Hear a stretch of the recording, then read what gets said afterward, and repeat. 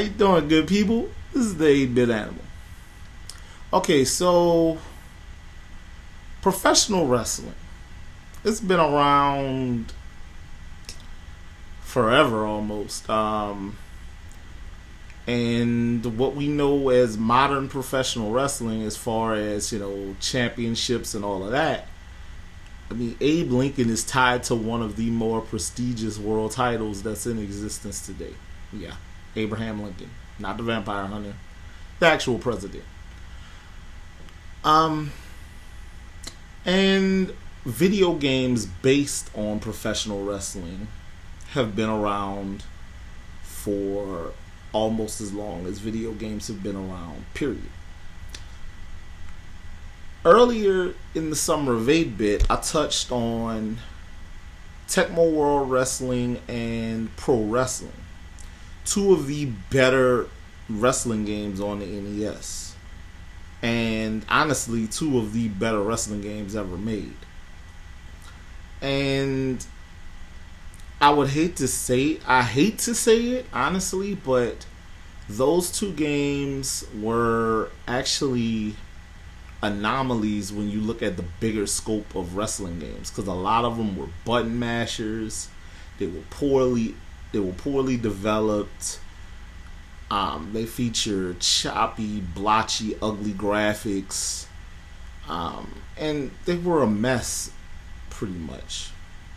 Well, today's game, it's groundbreaking because it was the first title featuring arguably some of the most popular wrestlers ever and the biggest wrestling promotion of all time. And it's probably one of the worst professional wrestling video games ever made. Today's game,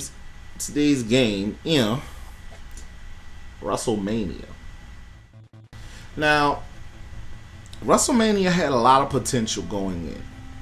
Because, it has the most popular wrestler of all time, Hulk Hogan, on the cover. It also features a who's who. Pretty much everyone in this game, with the exception of Bam Bam Bigelow, is a Hall of Famer. And Honky Tonk Man, because I don't think he's in yet. But, for whatever reason, the controls, the graphics, the way the game, everything is just, it's not done well. And it's a travesty because this game, because of its license alone, has so much potential.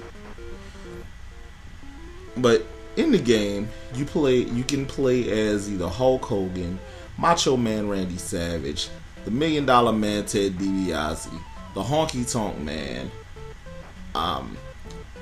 Bam Bam Bigelow, or Andre the Giant. And you're in this weird ring that looks like half a ring. It's not even a full ring. It's really, really, I can understand what they were going for, but it wasn't a well put together game at all. And the only thing that this game has going for it is the soundtrack, because the controls are choppy, the graphics are ugly, everything about it's bad. Fortunately, the second WWE game to come out, well, WWF, because it was the World Wrestling Federation back then. The second game to come out, WrestleMania Challenge, was better. It was a better game. It felt more like a polished wrestling game. And honestly, had they gone with that formula instead of what they went with this first WrestleMania game, it would have been a much better title. But alas, we're stuck with what we're stuck with.